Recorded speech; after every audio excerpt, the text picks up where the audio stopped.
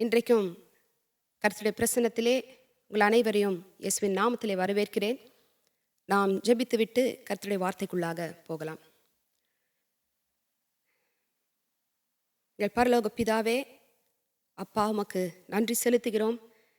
நன்றி நன்றி நன்றி ஆண்டவரே, உம்மை துதிக்கிறோம், உம்மை ஸ்தோத்தரிக்கிறோம். பிதாவே ஆண்டவரே, இன்றைக்கு உம்முடைய நன்மைகளை எல்லாம் ஆண்டவரே நாங்கள் எண்ணி பார்க்க இது எங்களுக்காக செய்திருக்கிற மேன்மையான காரியங்களை அப்பா நீர் மட்டுமே செய்யக்கூடிய காரியங்களையும் நீர் மட்டுமே செய்திருக்கிற காரியங்களையும் ஆண்டவரே நாங்கள் நோக்கி பார்த்து ஆண்டவரே உம்முடைய மகிமையை நாங்கள் காணும்படியாகும், ஆண்டவரே உம்முடைய சத்தியத்தை நாங்கள் அறியும்படியாகும். அப்பா அந்த சத்தியம் ஆண்டவரே எப்படி அப்போஸ்தலனாகிய பவுல் ஆண்டவரே துதி நிறைந்த இருதயத்தோடு, வெளிப்பாடு நிறைந்த இருதயத்தோடு உம்மை துதித்தாரோ ஆண்டவரே, அந்த காரியங்கள் எல்லாம் ரகசியங்களாம் நாங்களும் அறிந்த ஆண்டவரே உம்மை மனதார துதிக்க, ஸ்தோத்தரிக்க எங்களுடைய மனக்கண்களை ஆண்டவரே நீர் திறப்பீராக. எங்களுக்கு பிரகாசமுள்ள மனக்கண்களை நீர் தருவீராக. இந்த வெளிச்சத்தை அப்பா நாங்கள் பெற்றுக்கொள்ளும்படி எங்களுக்கு உதவி செய்வீராக. சத்திய ஆவியானவர் தாமே அப்பா எங்களை சகல சத்தியத்துக்குள்ளும் நீர் எங்களை வழி நடத்துவீராக. நன்றி, இயேசுவின் நாமத்திலே ஜெபிக்கிறோம், ஆமென்.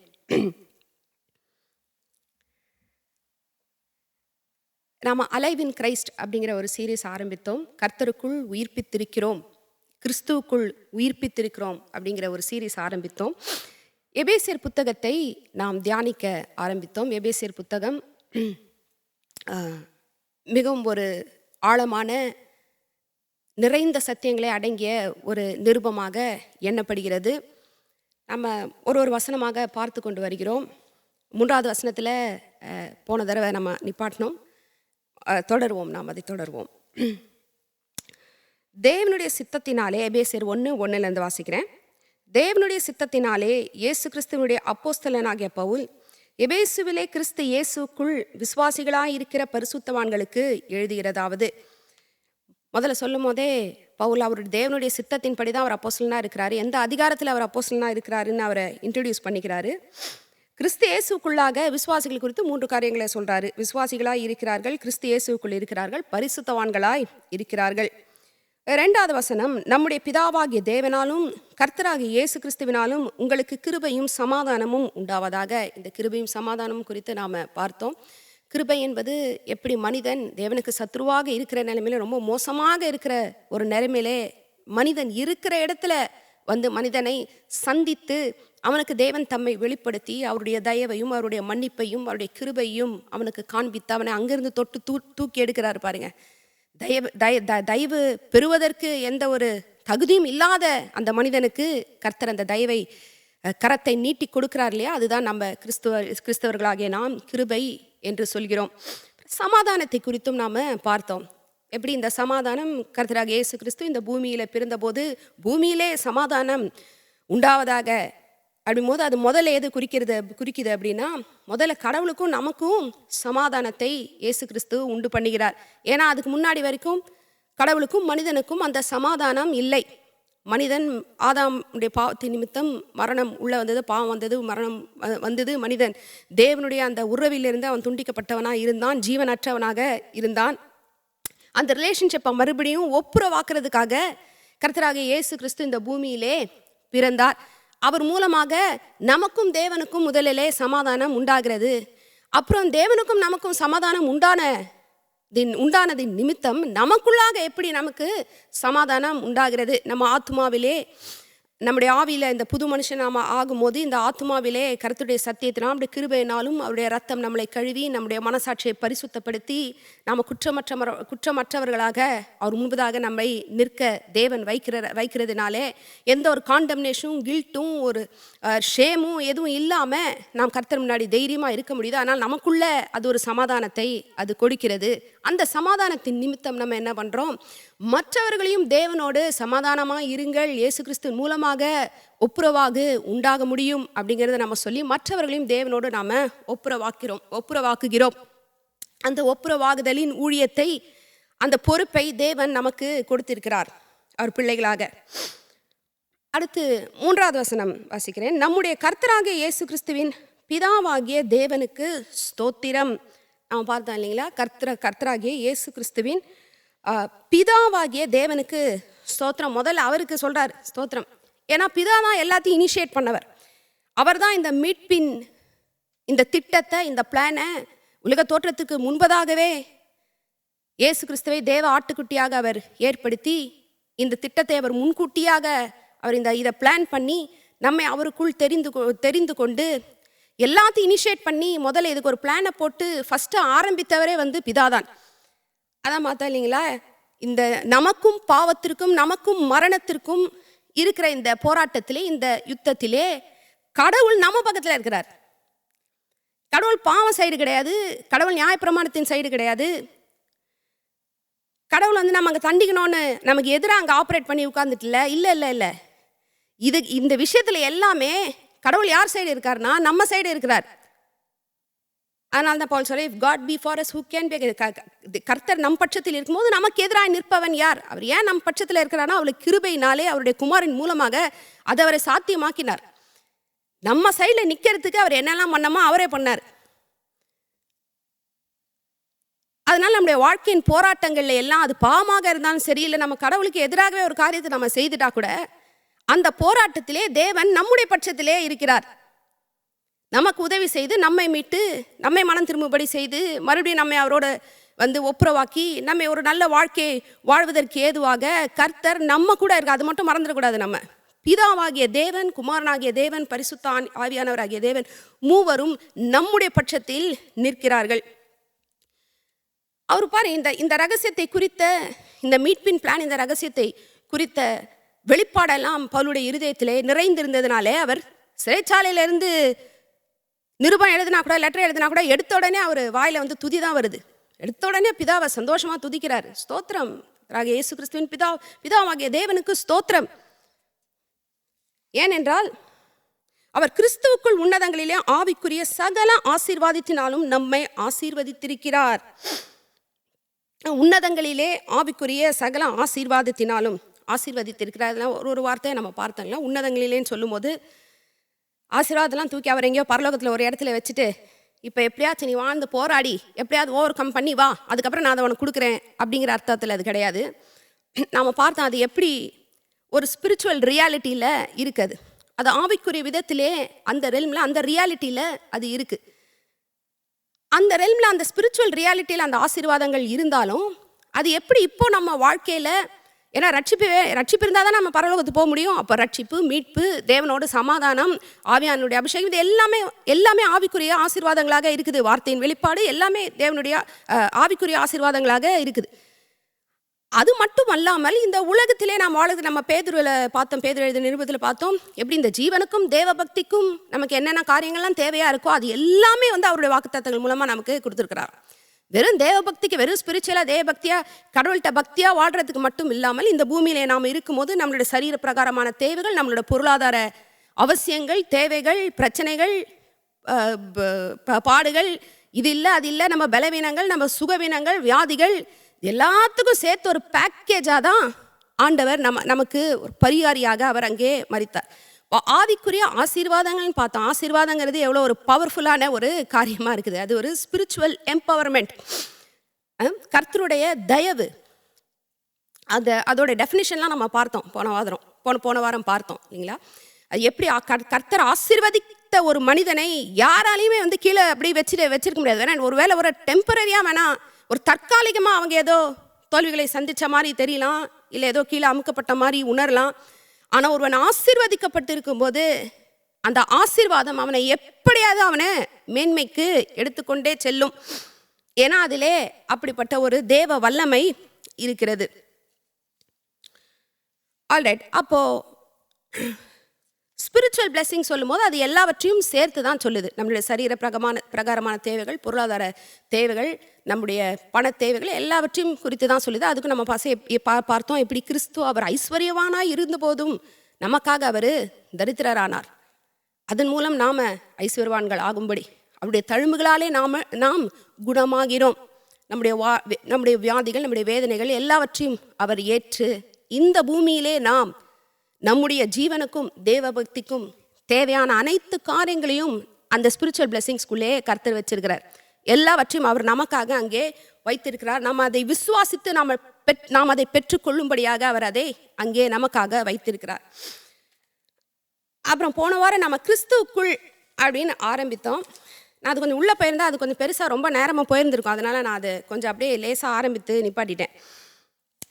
கிறிஸ்துவுக்குள் இதை நாம் புரிந்து கொள்ள வேண்டும். பாருங்கள், நம்ம அப்போஸ்தலர் 4:12 வாசித்தோம் இல்லைங்களா? அவராலே அன்றி வேறொருவராலும் ரட்சிப்பில்லை. அவர்னா கிறிஸ்து, இயேசு கிறிஸ்துவாலே அன்றி வேறொருவராலும் ரட்சிப்பில்லை. நாம் ரட்சிக்கப்படும்படிக்கு வானத்தின் கீழெங்கும் மனுஷர்களுக்குள்ளே அவருடைய நாமமே அல்லாமல் வேறொரு நாமம் கட்டளையிடப்படவும் இல்லை. அது அப்படிதான் இருக்கு. கிறிஸ்துவுக்குள்ளாக மட்டுமே இந்த மீட்பு, இந்த ரட்சிப்பு, இந்த ஆவிக்குரிய ஆசீர்வாதங்கள், இந்த நித்திய ஜீவன் என்று நாம் சொல்லுகிற இந்த ஈவு எல்லாம் எங்கே இருக்குது? கிறிஸ்துவுக்குள்ள மட்டும்தான் இருக்குது. அவருக்கு வெளியே இல்லவே இல்லை. இன்றைக்கு நாம் இதை மட்டும் ஏன் அப்படின்னு பார்ப்போம். பாருங்கள், நான் ரட்சிக்கப்படுகிற காலத்திலே, அந்த காலத்திலே எனக்கு அநேக கேள்விகள் இருந்தது. ஏன்னா நான் ஒரு கிறிஸ்தவ பிணையிலிருந்து நான் வரல. எனக்கு 1000 இல்லை 10,000 கேள்விகள் இருந்தது. அதில் ரொம்ப ரொம்ப முக்கியமான கேள்வி ஒன்று என்னன்னா, ஏன் இயேசுக்குள்ளே தான், அவரும் ஒரு மனிதன் தானே, அவர் தேவகுமாரன்னு தானே சொல்கிறாங்க, சன் ஆஃப் காடுன்னு தானே சொல்கிறாங்க அவரை, ஏன் இயேசு கிறிஸ்துவுக்குள்ளே மட்டும்தான், ஏன் அவரை மனிதனாக வந்த கடவுள் இப்படிலாம் சொல்கிறாங்க அப்படின்னு எனக்கு அநேக கேள்விகள் இருந்துச்சு. யாரும் எனக்கு அந்த அளவுக்கு தெளிவாக உடனே சொல்ல பாருங்கள். ஒரு 3 வருஷம் ரொம்ப பயங்கரமான ஒரு மென்டல் டார்மெண்ட், ஃப்ரஸ்ட்ரேஷனுக்கு நடுவில் தான் நான் ஆண்டவரை அறிந்து கொண்டேன். இந்த கேள்வியே எனக்கு பெரிய ஒரு ஃப்ரஸ்ட்ரேஷனாக இருந்துச்சு.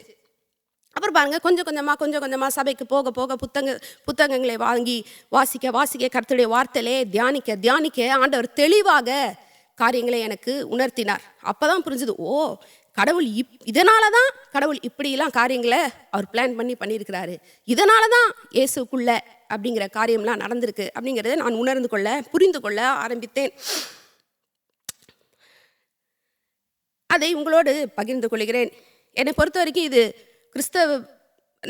நம்முடைய கிறிஸ்தவ உபதேசங்களில், நம்முடைய விசுவாசத்திலேயே மிக மிக மிக முக்கியமான ஒரு அடிப்படையான முக்கியமான ஒரு சத்தியமாக இருக்கிறது. ஆல்ரைட், கிறிஸ்துவுக்குள்ளே இயேசு கிறிஸ்துவின் பிதாவே அவர் கிறிஸ்துவுக்குள், அதுதான் நம்ம பார்ப்போம். கிறிஸ்துவுக்குள் அப்படின்னா ஏன், எதனால கிறிஸ்துவுக்குள்? பாருங்க, ஆவிக்குரிய பிரமாணங்கள், இந்த ஸ்பிரிட், இந்த ஸ்பிரிச்சுவல் ரெல்ம் இல்லைனா இந்த ஸ்பிரிட் ரெல்ம் இருக்குது பாருங்க, அது ரொம்ப ரொம்ப ரொம்ப ஒரு நிஜமான ஒரு ரெல்ம். அதுதான் பேரண்ட் ஃபோர்ஸ். இந்த பூமி உருவாகத்திற்கு முன்பதாகவே அந்த ஆவிக்குரிய உலகம் இருந்தது. தேவன் ஆவியாக இருக்கிறார் இல்லைங்களா? அப்போ எப்படி இந்த பூமியிலே, இந்த சரீர பிரகாரமான இந்த பூமியிலே எப்படி இந்த நேச்சுரல் லாஸ், ஃபிசிக்கல் லாஸ்ன்னு சொல்கிறோம் இல்லைங்களா, பிரமாணங்கள் எப்படி வேலை செய்கிறதோ அதே போல் இந்த ஆவிக்குரிய உலகத்திலும் மாறாத பிரமாணங்கள் வேலை செய்கிறது. எக்ஸாம்பிளுக்கு, ஒரு உதாரணத்துக்கு, ஆவிக்குரிய பிரமாணங்களிலே ஒரு ரொம்ப ரொம்ப முக்கியமான ஒரு பிரமாணம், பாவம் செய்கிற ஆத்துமா சாகவே சாகும், அல்லது பாவத்தின் சம்பளம் மரணம். இந்த பிரமாணத்தை மாற்ற முடியாது பாருங்க. ஆனால் இன்னொரு பிரமாணம் இருக்கு, என்னன்னா ஆத்துமாவிற்காக பாவ நிவர்த்தி செய்கிறது ரத்தமே. பாவத்தின் சம்பளம் மரணம். ஆனால் அந்த பாவம் செய்கிற ஆத்துமா சாகவே சாகும் இல்லைங்களா? ஆனால் அந்த ஆத்துமாவுக்கு பாவ நிவர்த்தி செய்ய முடியும். இதுக்கு மேலே இதை ஓவர் கம் பண்ணுற ஒரு ஆவிக்குரிய பிரமாணம் ஒன்று இருக்கிறது. அந்த பிரமாணம் வேலை செய்யலை அப்படின்றது அர்த்தம் கிடையாது. அந்த பிரமாணத்திலேருந்து நம்மளை எடுத்து அதை விட பெட்டரான பிரமாணத்தில் அது நம்மளை வைக்கிறது. அதே போல தான் பாருங்க, இந்த மீட்பு அப்படின்னு நம்ம சொல்லும்போது, ரிடெம்ஷன் அப்படிங்கிறோம் இல்லைங்களா, அந்த மீட்புக்கு நிறைய பிரமாணங்கள் இருக்கிறது. அதை ஆண்டவர் நமக்கு அவருடைய வசனத்திலே அவர் நமக்கு சொல்லியிருக்கிறார். நம்ம இயேசு கிறிஸ்து சொல்கிறார் இல்லைங்களா, இயேசு கிறிஸ்து நியாயப்பிரமாணத்தை அழிக்க வரல, அதை நிறைவேற்ற அவர் வந்தார் இல்லைங்களா. அவர் நியாயப்பிரமாணத்தை அவர் நிறைவேற்றதுனாலே நாம் அவருக்குள்ளாக நீதிமான்களாக இருக்கிறோம். நமக்கு பதிலாக அவர் நிறைவேற்றினார் அதை. ஓகே, இப்போ இந்த மீட்பின் பிரமாணங்களே ஒரு முக்கியமான ஒரு பிரமாணம், நம்ம கிறிஸ்துக்குள் அப்படின்றோம் இல்லைங்களா, அதை நாம் புரிந்து கொள்றதுக்காக கொஞ்சம் பொறுமையாக கேளுங்க, இது உங்களுக்கு ரொம்ப பிரயோஜனமாக இருக்கும். இந்த பிரமாணத்துக்கு இந்த சுதந்திரவாளியின் பிரமாணம், அல்லது ஆங்கிலத்தில் சொல்கிறாங்க த லா கன்சர்னிங் த கின்ஸ்மேன் ரிடீமர். கின்ஸ்மேன்னா உறவினன், இரத்த சொந்தம் உள்ள ஒரு உறவினன், இரத்த உறவுடையவன், இனன், பந்து, ஒரு க்ளோஸ் ரிலேட்டிவ். ரிடீமர்னா மீட்பவன் இல்லைங்களா? அப்போ ஒரு மீட்கும் இனத்தான் அல்லது மீட்கும் ஒரு உறவினன், இரத்த சம்பந்தப்பட்ட ஒரு உறவினன். நான் மீட்கும் இனத்தான் அப்படின்னு வச்சுக்கிறேன். ஏன்னா பைபிளில் நிறைய இடத்துல இந்த வார்த்தை இனத்தான் அப்படின்னு வருது. இனத்தான் அப்படின்னா நம்ம இடத்தை சேர்ந்தவன், என்னுடைய இனம் அவன், என்னுடைய க்ளோஸ் ரிலேட்டிவ் அவன், என்னுடைய இரத்த சொந்தம், என்னுடைய உறவினன். இந்த சுதந்திரவாளி தன் நெருங்கிய இரத்த உறவினனுடைய ஜீவனையும் சொத்துகளையும் குடும்பத்தின் பெயரையும் வம்சத்தையும் அழியாமல் பாதுகாக்கும் பொறுப்பை உடையவனும், அந்த இரத்த உறவினன் ஒருவேளை கொலை செய்யப்பட்டால் அவனை பழி வாங்கி, அந்த கொலை செய்தவனை, கொலைகாரனை பழி வாங்கி நியாயத்தை செய்ய வேண்டிய பொறுப்பை உடையவனுமாய் இருக்கிறான். இது பழைய ஏற்பாட்டில் அநேக இடங்களில் இருக்குது. இந்த கின்ஸ்மன் ரிடீமர், இந்த ரிடீமர் அப்படிங்கிற இந்த கின்ஸ்மன் ரிடீமர் அப்படிங்கிற அந்த கான்செப்டுக்கு இந்த வார்த்தை என்ன சொல்கிறாங்கன்னா கோயல் அப்படிங்கிற வார்த்தையை சொல்கிறாங்க. எபிரே பாஷையில் கோயல் அப்படின்றாங்க.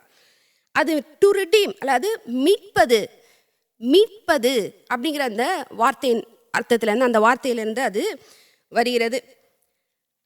வேதத்திலே ஒரு 20 முறையாவது கர்த்தரை குறித்தே அந்த வார்த்தை சொல்லப்பட்டிருக்குது. கர்த்தர் எப்படி எகிப்து ஜனத்தை விடுவித்து கூட்டிகிட்டு வந்தார், எப்படி அவங்கள மீட்டார் அப்படின்லாம் சொல்லும் போது கர்த்தரை குறித்த இந்த வார்த்தை பயன்படுத்தப்பட்டு இருக்குது. அப்போ இந்த கோயல், நான் இப்போதுலேருந்து இந்த வார்த்தை பயன்படுத்தி, இந்த சுதந்திரவாளி, இந்த கோயல்ங்கிற வார்த்தையை மீட்பர் அல்லது மீட்பவன் அப்படின்னு மொழிபெயர்த்திருக்கிறாங்க. இல்லைனா இனத்தான், கின்ஸ்மேன், இந்த உறவினன், இனத்தான் அப்படின்னு மொழிபெயர்த்திருக்கிறாங்க தமிழ் பைபிளில். இல்லைனா பழி வாங்குகிறவன் அப்படின்னும் மொழிபெயர்த்திருக்கிறாங்க. ஆனால் இது எல்லாமே ஹீப்ரூவில் ஒரே வார்த்தை தான், அந்த கோயல் அப்படிங்கிற அந்த வார்த்தை.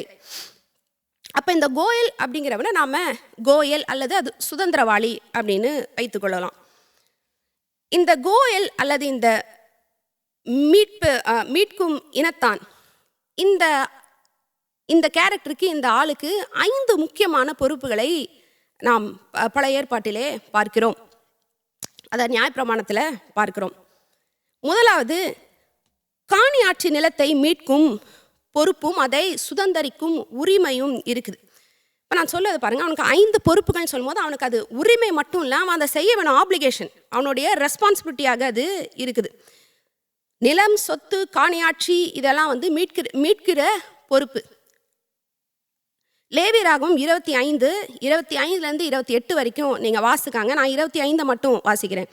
உங்கள் சகோதரன் தரித்திரப்பட்டு தன் காணியாட்சியிலே சிலதை விற்றால் அவன் இனத்தான் ஒருவன் தன் சகோதரன் விற்றதை மீட்க கடவன். அதாவது அவனுடைய சகோதரத்தில் அது எப்பவுமே அவனுக்கு இல்லாமல் அது போயிடாதபடி, அவன் காணியாட்சினா நிலத்தை சொல்கிறாங்க, ஒன்று பரம்பரையாக வந்த நிலமோ இல்லை அவன் சொந்த காசில் கொடுத்து வாங்கின சொத்தோ, அதுபோல் அவன் ஏதாவது ஒரு சூழ்நிலை அவன் விற்றுட்டா, அவனுடைய இனத்தான் ஆகிய இந்த கோயல் அவனுக்காக அந்த விலையை கொடுத்து அந்த நிலத்தை, இந்த காணியாட்சியை மறுபடியும் அவன் மீட்க வேண்டும், மீட்க கடவன். 2வது பொறுப்பு, விலைப்பட்ட அடிமையான சகோதரனை அவன் விடுவிக்க வேண்டும் அல்லது அவன் விடுவிக்கும் உரிமை அவனுக்கு உண்டு. அதாவது என்ஸ்லேவாக்கப்பட்ட ஒரு இஸ்ரவேலன், ஒரு சகோதரன், அடிமைப்படுத்தப்பட்ட ஒரு அடிமையாய் விற்கப்பட்ட ஒரு சகோதரன். அதே லேவியராகமம் 25ஆம் அதிகாரத்தில் 47 49 வரைக்கும் வாசிங்கன்னா இருக்கும். உன்னிடத்தில் இருக்கிற பரதேசியும் அந்நியனும் செல்வனா இருக்க, அவனிடத்தில் இருக்கிற உன் சகோதரன் தரித்திரப்பட்டு அந்த பரதேசிக்காவது அந்நியனுக்காவது பரதேசின் குடும்பத்தராய் எவனுக்காவது அவன் விலைப்பட்டு போனால், அவன் தரித்திரத்தினால காசு இல்லாதனால அவன் அடிமையா ஒருவேளை அவன்கிட்ட போனானா திரும்ப அவன் மீட்கப்படலாம். அவன் சகோதரில் ஒருவன் அவனை மீட்கலாம். அவன் சகோதரில் ஒருவனா அவனுடைய இனத்தான், அவனுடைய நெருங்கிய உறவினன் ஒருத்தன் அவனை மீட்கலாம். அந்த அதிகாரம் ஃபுல்லாக படிச்சுன்னா, இன்னும் 2-3 வசனம் படிச்சிங்கன்னா அதை பற்றி இன்னும் எக்ஸ்பிளைன் பண்ணி இருக்கோங்க. 3வதாக, தன்னுடைய சகோதரனுடைய பேர் அற்று போகாதபடிக்கு அவனுக்கு ஒரு வாரிசை உருவாக்க வேண்டிய ஒரு பெரிய பொறுப்பு. உபாகமம் 25ஆம் அதிகாரம் 5-10 வரைக்கும் வாசிங்க. டியூட்ரானமி 25, உபாகமம் 25 5-10 வரைக்கும். அதாவது 2 சகோதரர்கள் இருக்காங்க அப்படின்னா, மூத்த சகோதரன் இறந்து போயிட்டான், பிள்ளை இல்லாமல் இறந்து போயிட்டான்னா, அந்த அடுத்த சகோதரன் அந்த மூத்த இறந்து போன சகோதரனுடைய மனைவியை திருமணம் செய்து அந்த மூத்த சகோதரனுடைய பேர் இல்லாமல் போகக்கூடாது அப்படின்னா அவனுக்கு ஒரு வாரிசை, ஒரு ஏரை உண்டாக்கணும். இது வந்து ஒரு முக்கியமான ஒரு பிரமாணம், ஒரு லா, அவங்களுக்கு ஒரு சட்டம். ஆதியாகமம் 38ன்னு நினைக்கிறேன், அதில் வாசித்தீங்கன்னா பாருங்கள், அந்த யூதா தாமார் கதை இருக்கும் பாருங்கள். நம்மளுக்கு முதல்ல படிக்கும் போது கொஞ்சம் ஒரு மாதிரி இருக்கும் அந்த கதை. ஆனால் அதில் பார்த்தீங்கன்னா அந்த ஓனான்கிறவன் அந்த தாமாருக்கு சந்ததியை உண்டு பண்ணாமட்டதுனால கர்த்தர் அதை ரொம்ப சீரியஸாக எடுத்துக்கிறார். அதை அந்த சகோதரனுடைய பேர், அவனோட பேர் இல்லாமல் அழிஞ்சிடக்கூடாது. அப்போ அவனுடைய தம்பியோ இல்லை இன்னொரு சகோதரனோ அந்த மனைவியை அவங்க ஏற்றுக்கொண்டு பிறக்கிற பிள்ளைக்கு அந்த மூத்த சகோதரனுடைய பேரை வைக்கணும். அந்த சுதந்திரம் அந்த பிள்ளைக்கு போகும். அந்த சகோதரனுக்கு உரிமையான அந்த சுதந்திரம் அந்த பிள்ளைக்கு அது போகணும். இது கடவுள் ஏற்படுத்தி வைத்த சட்டம். இதை குறித்து நம்ம புதிய ஏற்பாட்டிலையும் பார்க்கும்போது பாருங்கள், மத்தேயு 22 மார்க் 12 இந்த சதுசேயர் வந்து இயேசுவின் இடத்துல கேட்குறாங்க இல்லைங்களா. 7 சகோதரர் இருந்தாங்க. மொத சகோதரர் வந்து அவன் மனைவி இருக்கு அவனுக்கு, அவன் செத்துடுறான். அதனால அடுத்த சகோதரன் அவளை கல்யாணம் பண்ணிக்கிறான். அதே மாதிரி அவனும் செத்துடுறான். அப்புறம் 3ஆவதாக அவன் கல்யாணம் பண்ணுறான், அவனுக்கும் பிள்ளை இல்லை. இப்படியே இந்த சட்டப்படி 7 பேரும் அவளை விவாகம் பண்ணுறாங்க, 7 பேர் செத்துடுறாங்க. அப்போ அவள் யாருக்கு வந்து பொண்டாட்டியாக இருப்பா? உயிர்த்தெழுதல்லைன்னு போது சொல்கிறாரு இல்லைங்களா. உயிர்த்தெழுதலாம் நீங்கள் புரிஞ்சுக்கிற மாதிரி இல்லை வேறேன்னு அவங்க இந்த சட்டத்தை வைத்து தான் அவங்க கேட்குறாங்க. அப்போ இது ரொம்ப முக்கியமான ஒரு லா, அவங்களுக்கு முக்கியமான ஒரு பிரமாணம். இறந்த சகோதரனுடைய பேர் அற்று போகாதபடி அவனுக்கு ஒரு வாரிசை உண்டாக்க வேண்டும். 4ஆவதாக தன் இனத்தானுக்காக பழி வாங்க வேண்டும். இது பழைய ஏற்பாடு. என்னாகமம் 35ஆம் அதிகாரம் 16 21 வரைக்கும் வாசிங்க. நான் 2 வசனத்தை மட்டும் வாசிக்கிறேன். 18 19 மட்டும் வாசிக்கிறேனுங்க. ஒருவன் தன் கையில் ஒரு மர ஆயுதத்தை எடுத்து சாகத்தக்கதாக ஒருவனை அடித்ததினால் அவன் செத்து போனால் அடித்தவன் கொலைபாதகனாய் இருக்கிறான். கொலைபாதகன் கொலை செய்யப்பட வேண்டும். பழி வாங்க வேண்டியவனே கொலைபாதகனை கொல்ல வேண்டும். அவனை கண்ட மாத்திரத்தில் அவனை கொன்று போடலாம். பழி வாங்க வேண்டியவனேன்னு இருக்கு பார்த்தீங்களா. இந்த பழி வாங்க வேண்டியவங்கிற வார்த்தை இந்த கோயல்ங்கிற வார்த்தை தான். அப்போ இந்த நெருங்கிய இனத்தான் அந்த கொல்லப்பட்ட அந்த சகோதரன், அவனுக்கு என்ன பொறுப்பு இருக்குது? அவனை கொன்னான் இல்லைங்களா, அதுக்கு நியாயம் செய்வதற்காக அவனை கொன்னவனை பழி வாங்க வேண்டிய பொறுப்பு அவனுக்கு இருக்குது. அவனுக்கு அந்த ரெஸ்பான்சிபிலிட்டி இருக்குது, பழி வாங்க வேண்டிய அந்த ரெஸ்பான்சிபிலிட்டி. 5ஆவதாக என்னாகமம் 5ஆம் அதிகாரம் 5 வரைக்கும் வாசிங்க. Numbers 5:5-8 verses 5-8. என்னாகமம் 5 5-8 வரைக்கும். தன்னுடைய இனத்தானுக்கு வந்து ட்ரஸ்டியாக இருக்கலாம். அவனுக்கு ஒரு சகோதரன், ஒரு ஆளுக்கு இன்னொருத்தன் வந்து தப்பு செஞ்சுட்டான்னு வச்சுக்கோங்களேன். அந்த தப்பு செய்த ஆளுக்கு அவனுடைய டிரான்ஸ்கிரேஷன், அவனுடைய தப்புக்கு இவன் ஈடு கட்டுறதுக்கு அவனுக்கு கொடுக்க வேண்டும். அவனுக்கு கொடுக்கணும் அப்படிங்கும் போது அவன் இல்லைன்னா அவனுடைய இனத்தான் அவனுக்கு பதிலாக அந்த பொருளையோ அந்த செல்வத்தையோ அந்த ஃபினான்சஸையோ அவன் வாங்கி அவன் வைத்து கொள்ளலாம். அதே அவன் பொறுப்பில் விட்டு வைப்பாங்க. அப்போ பாருங்க, இந்த கோவல் அப்படிங்கிற இந்த மீட்கும் இனத்தான் அது இந்த நெருங்கிய உறவினன் இருக்கான் பாருங்க, இந்த கின்ஸ்மேன் ரிடீமர். இந்த ஆளுக்கு இந்த 5 பொறுப்புகள் இருக்கு. நிலம், காணியாட்சி, இதை இந்த இன்ஹெரிட்டன்ஸ் எல்லாம் வந்து மீட்கின்ற பொறுப்பு, வித்து போனதெல்லாம் மீட்கும் பொறுப்பு. ஒரு சகோதரன் அடிமையாக போயிட்டான், அவனை அடிமைத்தனத்திலிருந்து விலக்கி அவனை விடுவிக்கிற பொறுப்பு. தன்னுடைய சகோதரன் சந்தானம் இல்லாமல், மகன் இல்லாமல் மரித்து விட்டால் அவனுக்கு வந்து ஒரு ஏரை, அவனுடைய பேரை அழிந்து போகாமல் அவனுக்கு ஒரு ஏரை கொடுக்க வேண்டிய அந்த பொறுப்பு இருக்குது. 4ஆவதாக தன் சகோதரனை கொன்றவனை பழிவாங்க வேண்டிய பொறுப்பு இருக்குது. 5ஆவதாக ஒரு ட்ரஸ்டியாகவும் அவன் இருக்கிற அந்த ஒரு உரிமையும் இருக்குது, அந்த பொறுப்பும் அவனுக்கு இருக்கிறது. இதையெல்லாம் நம்ம ஒரு இடத்துல இந்த கின்ஸ்மேன் ரிடீமர், இந்த மீட்கும் இனத்தான், இந்த பிக்சரை நம்ம அழகாக இந்த ரூத் புத்தகத்திலே நாம் பார்க்கலாம். ரூத்து கதை நம்மளுக்கு தெரியும் இல்லைங்களா. நகோமியும் எலிமெலேக்கு அவங்க 2 பேரும் பெத்லகேமில் பஞ்சம் உண்டாதனால மோவாப் தேசத்துக்கு போயிடுறாங்க. அங்கே போனால் நகோமியோட புருஷனும் இறந்துடுறாரு. அதுக்கப்புறம் 2 பிள்ளைகளுக்கும் மோவாப்லேருந்தே 2 ஸ்திரீகளை கல்யாணம் பண்ணி வைக்கிறாங்க இந்த அம்மா. அதுக்கப்புறம் இந்த 2 பிள்ளைகளும் மகன்களும் இறந்து போயிடுறாங்க. அப்புறம் கர்த்தர் ஜனத்தை சந்தித்து இங்கே ஆகாரம் கொடுக்குறாரு அப்படின்னு தெரிஞ்ச உடனே மறுபடியும் மோவாப் தேசத்துலேருந்து திரும்பி வராங்க. அப்போ ஒரு மருமக போயிடுறாங்க, ஏமா என் கூட வர, இனிமேல் எங்கள் பையன் இல்லையே, உங்களுக்கு கல்யாணம் பண்ணி கொடுக்கன உடனே ஒரு மருமக சரின்னு போயிடுறா. இன்னொரு மருமகளாகிய ரூத் மட்டும் அவங்கள விட்டு போகாமல் அவங்களோடய தொடர்ந்து நீ உங்கள் தெய்வம் தான் என் தெய்வம், உன் இனத்தார் தான் என் இனத்தார்னு அந்தம்மா மட்டும் இவங்களோடய வந்துடுறாங்க. ரூத் மட்டும் நவமியோடய வந்துடுறாங்க. அப்போ வந்த உடனே அவங்க வயலில் அந்த இடத்துல நெல்லெல்லாம் பொறுக்க போகிறாங்க இல்லைங்களா, சாப்பிடணும். அதனால் ஒன்றும் இல்லாமல் வராங்க, எல்லாத்தையும் இழந்து வராங்க. இந்த நவமி அம்மா அவங்க இருக்கிற அந்த சொத்தெல்லாம் அங்கே இருக்கிற அவங்க பெத்லகேமில் அவங்களுடைய கணவருக்கு இருக்கிறதெல்லாம் அவங்க விற்று போடுறதுக்கு அவங்க சொல்கிறாங்க. அப்போ ரூத் இந்த போவாஸ் அப்படிங்கிறவருடைய வயல்வெளியில் அவரை சந்திக்கிறாங்க. அதை கொண்டு போய் நவமி கிட்ட சொல்கிறாங்க. அப்போ நவமிக்கு வந்து இன்ஸ்ட்ரக்ஷன்ஸ் எல்லாம் கொடுக்குறாங்க ரூத்துக்கு. நீ இந்த மாதிரி செய்யி, ஏன்னா அவன் நம்முடைய சுதந்திரவாளி அப்படிங்கிறாங்க. சுதந்திரவாளினா அந்த வார்த்தை தான் கோயல், கின்ஸ்மேன் ரிடீமர். பாருங்க, ரூத்து 3ஆம் அதிகாரம் 9ஆம் வசனம். இந்த அம்மா ரூத்து போய் அந்த போவாஸ் அவருடைய கால் அருகே படுத்துக்கொள்கிறாங்க இல்லையா. அப்போது அவர் எழுந்து திடீர்னு யார் அது அப்படின்னு கேட்கும்போது அவங்க இதை சொல்கிறாங்க. நீ யார் என்று கேட்டான். அவள், நான் உம்முடைய அடியாளாகிய ரூத், நீர் உம்முடைய அடியாள் மேல் உம்முடைய போர்வையை விரியும், நீர் சுதந்திரவாளி என்றாள். நீர் சுதந்திரவாளின்றாங்க இல்லையா, அந்த சுதந்திரவாளி அப்படிங்கிற வார்த்தை அந்த கோயல் அப்படிங்கிற அந்த வார்த்தை தான். அதுக்கு போவாஸ் சொல்கிறாரு 12ஆவது வசனத்தில், நான் சுதந்திரவாளி என்பது மெய்தான், ஆனால் என்னிலும் கிட்டிய சுதந்திரவாளி ஒருவன் இருக்கிறான். என்ன சொல்கிறார், நான் சுதந்திரவாளிங்கிறது உண்மைதாம்மா, ஆனால் என்னை விட இன்னும் நெருக்கமான ஒரு சுதந்திரவாளி இருக்கிறான், ஒரு கோயல் இருக்கிறான். அவன்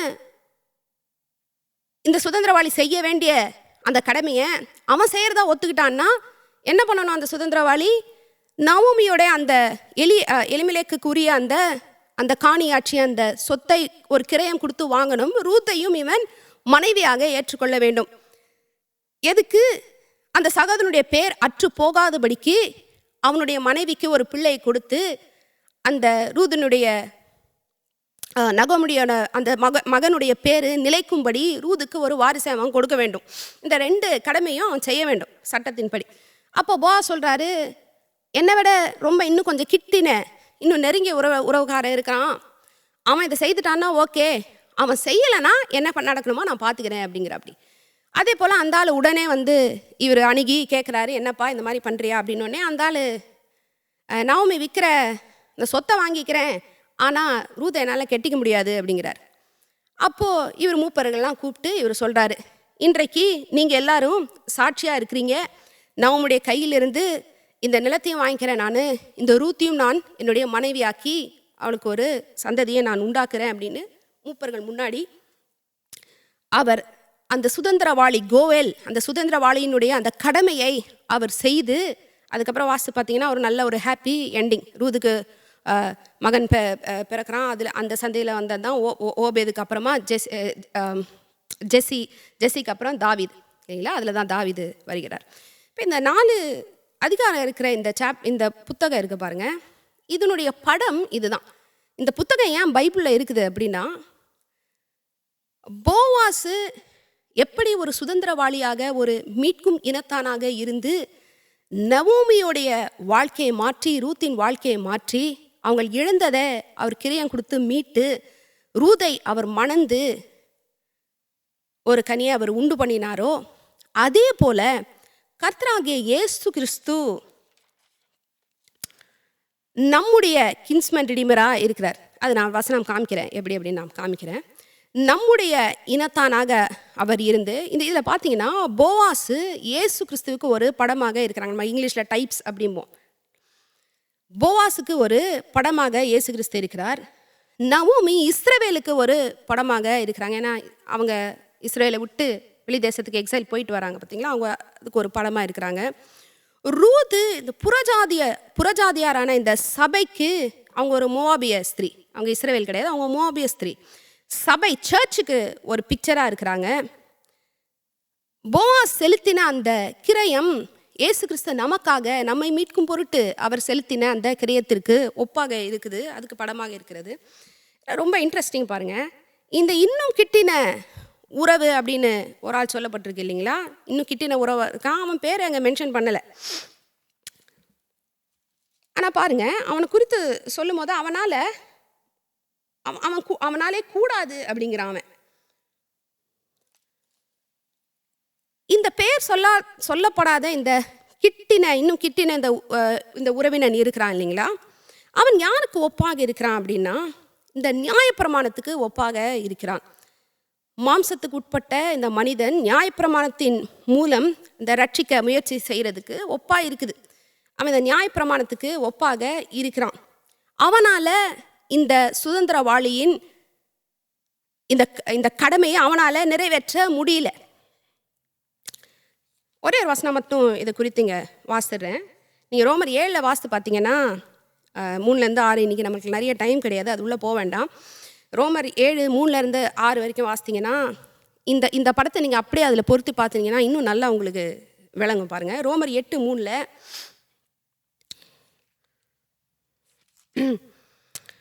அது எப்படி எனில், மாம்சத்தினாலே பலவீனமாய் இருந்த நியாயப்பிரமாணம் செய்யக்கூடாததை தேவனே செய்யும்படிக்கு தம்முடைய குமாரனை பாவ மாம்சத்தின் சாயலாகவும் பாவத்தை போக்கும் பலியாகவும் அனுப்பி மாம்சத்திலே பாவத்தை ஆக்கினைக்குள்ளாக தீர்த்தார். மாம்சத்தினாலே பலவீனமாய் இருந்த நியாயப்பிரமாணம், the flesh made the law too weak to redeem man. நியாயப்பிரமாணத்தில் தப்பில்லை, நியாயப்பிரமாணம் பர்ஃபெக்டானது தான். ஆனால் நாம் பாவத்திற்கு கீழாக இருக்கிறோம், நம்முடைய மாம்சத்தினாலே நியாயப்பிரமாணத்தை நிறைவேற்ற முடியாது. அதனால் நியாயப்பிரமாணம் நம்மை மீட்கக்கூடாததாய் இருந்துருச்சு. நியாயப்பிரமாணம் செய்யக்கூடாததை கடவுள் தம்முடைய குமாரனை அனுப்பி அவர் செய்தார். இப்போ பாருங்கள், இன்னொரு வசனம் வாசிக்கிறேன், உங்களுக்கு நல்லா தெளிவாக புரிஞ்சிடும். எபிரேயர் 2:14-15.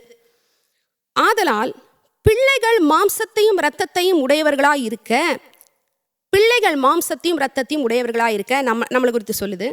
அவரும் அவர்களைப் போல மாம்சத்தையும் இரத்தத்தையும் உடையவரானார். நாம மாம்சத்தை எப்படி நாம ஃப்ளெஷ்ஷும் பிளட்டுமா இருக்கிறோமோ அதே போல அதனால அவரும் மாம்சத்தையும் இரத்தத்தையும் உடையவரானார். மரணத்துக்கு அதிகாரியாகிய பிசாசானவனை தமது மரணத்தினாலே அழிக்கும்படிக்கும் ஜீவகாலம் எல்லாம் மரண பரியந்தத்தினாலே அடிமைத்தனத்திற்குள்ளானவர்கள் யாவரையும் விடுதலை பண்ணும்படிக்கும் அப்படி ஆனார். 17 வாசிக்கிறேன். அன்றியும் அவர் ஜனத்தின் பாவங்களை நிவர்த்தி செய்வதற்கு ஏதுவாக தேவ காரியங்களை குறித்து இரக்கமும் உண்மையும் உள்ள பிரதான ஆசாரியராக இருக்கும்படிக்கு எவ்விதத்திலும் தம்முடைய சகோதரருக்கு ஒப்பாக வேண்டியதா இருந்தது. அவர் நம்மை போல மாம்சமும் இரத்தமும் உடையவராக ஆக வேண்டியதா இருந்தது. அவர் எவ்விதத்திலும் நமக்கு ஒப்பானவராய் நம்ம போல அவர் இருக்க வேண்டியதா இருந்துச்சு. ஏன் அப்படின்னா, இந்த மீட்பின் பிரமாணம் என்ன சொல்லுதுன்னா, ஒரு இனத்தான், ஒரு நெருங்கிய ஒரு இரத்த சம்பந்தமான ஒரு பந்து, ஒரு நெருங்கிய உறவினன் மட்டும்தான் இந்த மீட்கிற வேலையை செய்ய முடியும். இந்த பொறுப்பையும் இந்த கடமையையும் இந்த உரிமையும் ஃபுல்ஃபில் பண்றதுக்கு தகுதியானவன் ஒரு கிங்ஸ்மேன் ரிடீமர், ஒரு நெருங்கிய உறவுல இருக்கிற ஒரு சுதந்திரவாளி. அவன் தான் சுதந்திரவாளி, அவன் தான் இந்த சுதந்திரத்துக்கு முள்ள முடியும். இழந்து போன சகோதரனுக்காக, அடிமைப்பட்டு போன சகோதரனுக்காக அவன்தான் அதை சுதந்திரித்துக் கொள்ள முடியும். சாகடிக்கப்பட்ட சகோதரனுக்காக அவன்தான் பழி வாங்க வேண்டும். ஏன்னா அவனுக்கு தான் அந்த நியாயப்பிரமாணத்தின்படி அந்த உரிமையும் கடமையும் அந்த பொறுப்பும் அந்த ரெஸ்பான்சிபிலிட்டியும் அவனுக்கு தான் கொடுக்கப்பட்டிருக்கு. அதனால தான் பிள்ளைகள் மாம்சத்தையும் இரத்தத்தையும் உடையவர்களாக இருக்க அவரும் அவர்களைப் போல் மாம்சத்தையும் இரத்தத்தையும் உடையவரானார். எவ்விதத்திலும் தம்முடைய சகோதரருக்கு ஒப்பாக வேண்டியதா இருந்துச்சு பாருங்க. ஏன்னா பிரமாணம் அப்படிதான் சொல்லுது. அதனாலதான் கடவுள் மனிதனாக வந்தார்.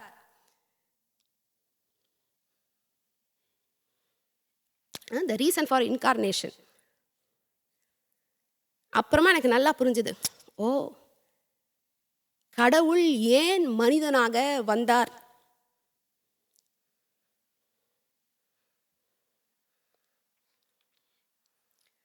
ஏன்னா கடவுள் மனிதனாக வர வேண்டியதா இருந்துச்சு. ஏன்னா கடவுள் மனிதனா வந்தாதான் மனிதன் இழந்ததை அவர் மீட்க முடியும். அதனாலதான் வேதம் அவரை கடைசி பிந்தின ஆதாம், பிந்தினா பின்னாடி இருக்கிற ஆதாம் கிடையாது, லாஸ்ட். பைபிள் அந்த முந்தினவரும் பிந்தினவரும் ஆதியும் வந்து சொன்னா ஃபர்ஸ்ட் அண்ட் லாஸ்ட் அப்படின்னு சொல்றல. அதனாலதான் அவர் பிந்தின ஆதாம்னா அவர் தான் கடைசி ஆதாம்.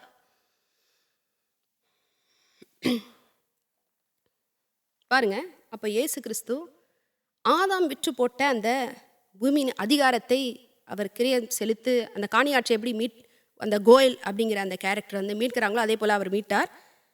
பாவத்துக்கும் பிசாசுக்கும் அடிமைப்பட்டவர்களாக விற்கப்பட்டு போன நம்மை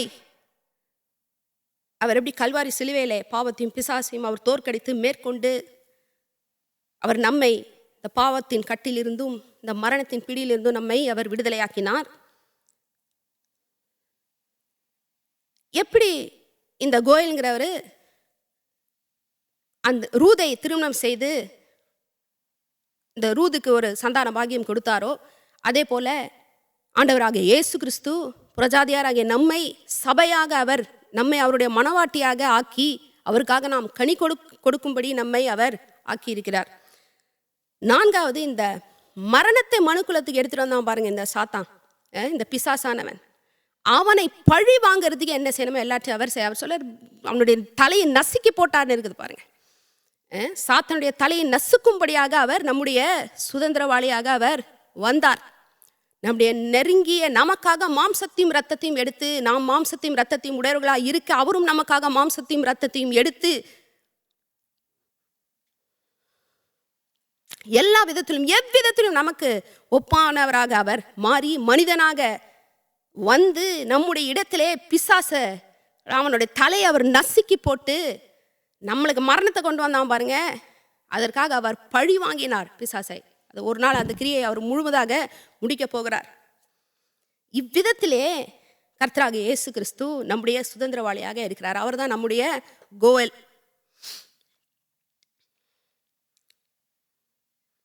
எத்தனை பேருக்கு சந்தோஷமா இருக்கு? எனக்கு ரொம்ப சந்தோஷமா இருக்கு. பாருங்க, இந்த திரியேக தேவன் பிதா, குமாரன், பரிசுத்த ஆவியானவர், இந்த மூவரில் ஒருவர் மனிதனாக இருக்கிறார்.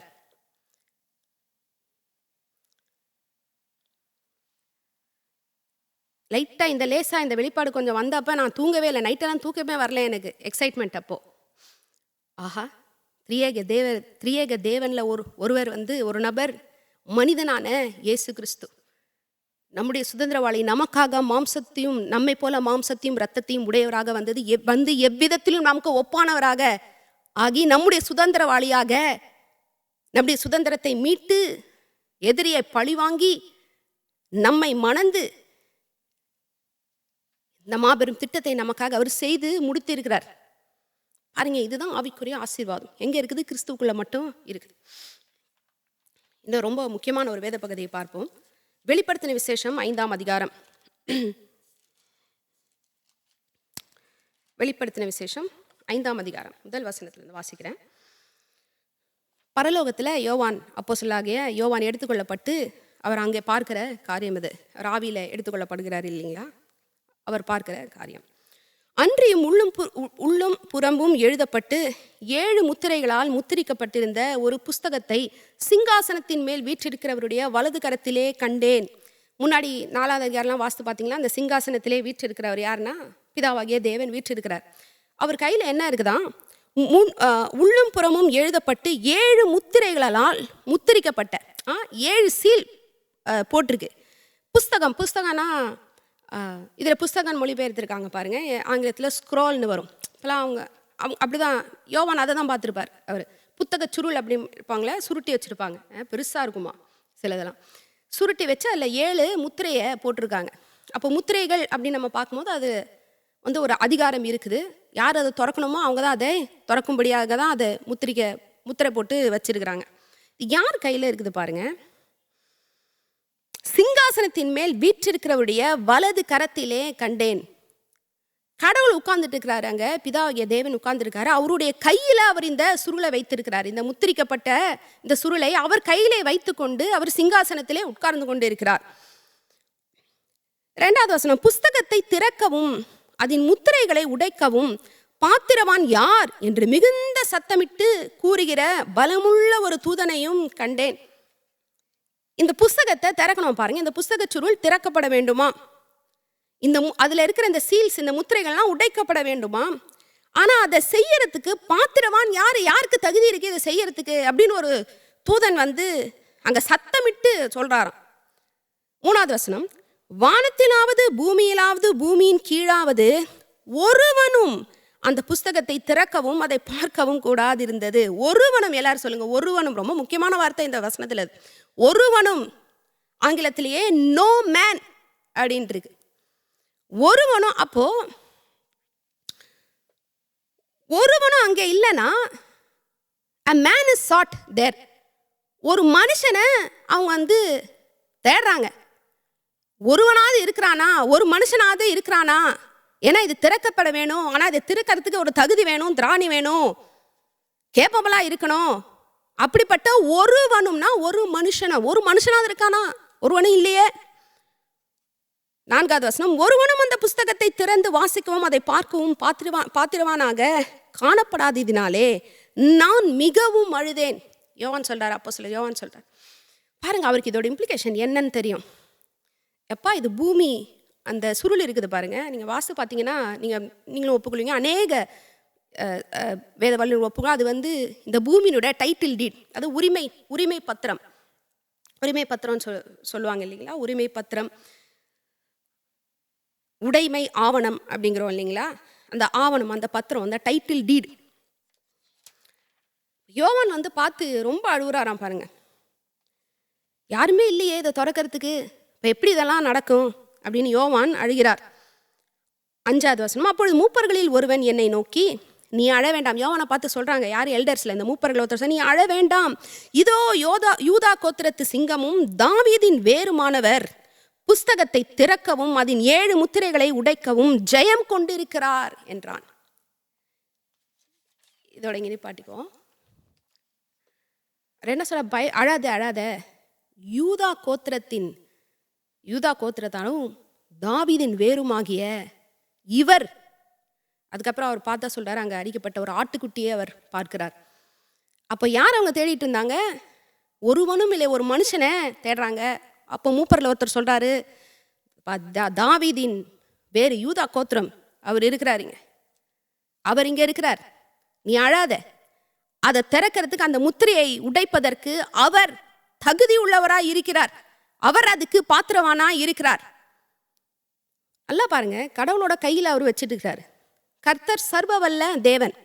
ஏன் அவர் அதை உடைக்க கூடாதா? கடவுள் உடைக்கலாம் இல்லைங்களா? கடவுளால் முடியாது ஏதாவது இருக்குதா? ஆனால் அங்கே யாரை தேடுறாங்க?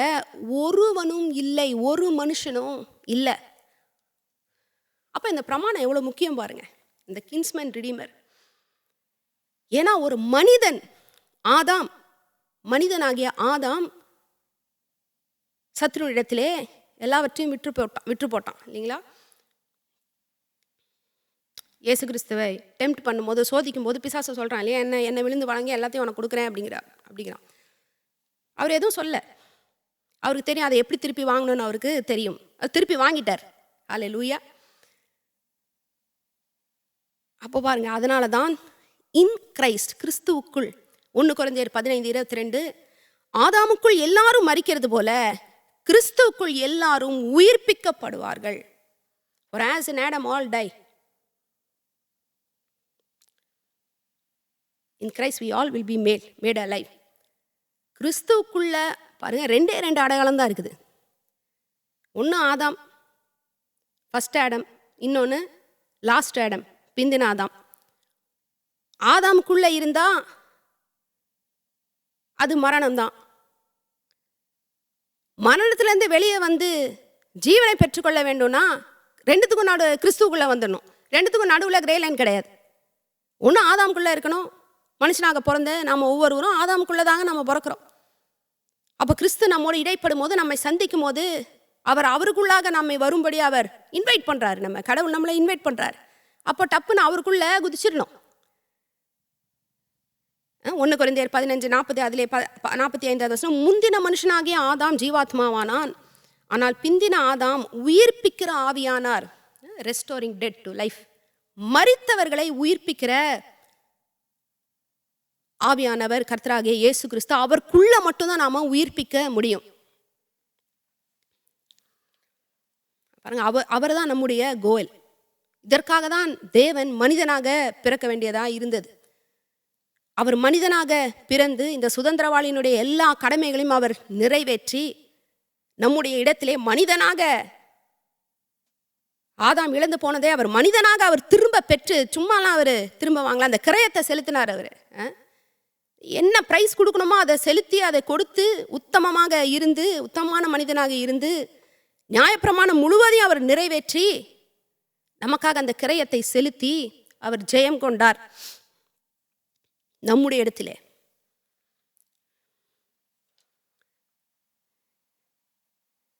இப்போ அந்த புத்தக சுருளை திறந்து அதன் முத்திரைகளை உடைக்க ஒருவர் உண்டு, ஒரு மனிதன் அங்கே உண்டு.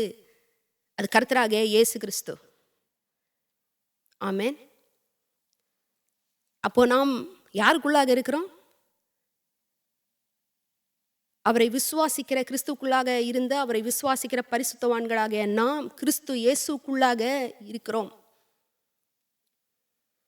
அதுதான் நம்முடைய அடையாளமாக இருக்குது. அதுதான் இங்கே பவுல் சொல்றாரு. இப்போ இயேசுக்குள், கிறிஸ்துவுக்குள், அவருக்குள் அப்படின்லாம் நம்ம சொல்லும் போது என்ன அப்படின்னா, அவர் எப்படி அவர் நமக்காக மனிதனாகி நம்முடைய சுதந்திரவாளியாகி நம்முடைய இடத்திலே அவர் என்னெல்லாம் செய்யணுமோ செய்து ஜெயம் கொண்டாரோ, அந்த ஜெயம் இப்பொழுது என்னுடைய ஜெயமாக இருக்கிறது. நான் முற்றும் ஜெயம் கொள்ளுகிறாளாக இருக்கிறேன் வேதம் சொல்லுது இல்லைங்களா?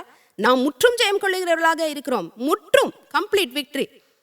ஏன்னா நாம அவருக்குள்ள இருக்கிறதுனால. அவருக்குள்ள இல்லாம வெளியில எதுவுமே எந்த நன்மையும் கிடையாது. அவருக்குள்ள இல்லாம வெளியில எந்த மீட்பும் கிடையாது, ரட்சிப்பும் கிடையாது, நித்திய ஜீவன் கிடையாது, எதுவுமே கிடையாது. அவர்கள மட்டும்தான் எல்லாம் அடங்கி இருக்கு. ஏன்னா அவர் தான் is a life giving spirit. அவர் தான் உயிர்ப்பிக்க ஆவியானார். ஹல்லேலூயா. நாம் எழுந்து நின்று ஜெபிப்போம்.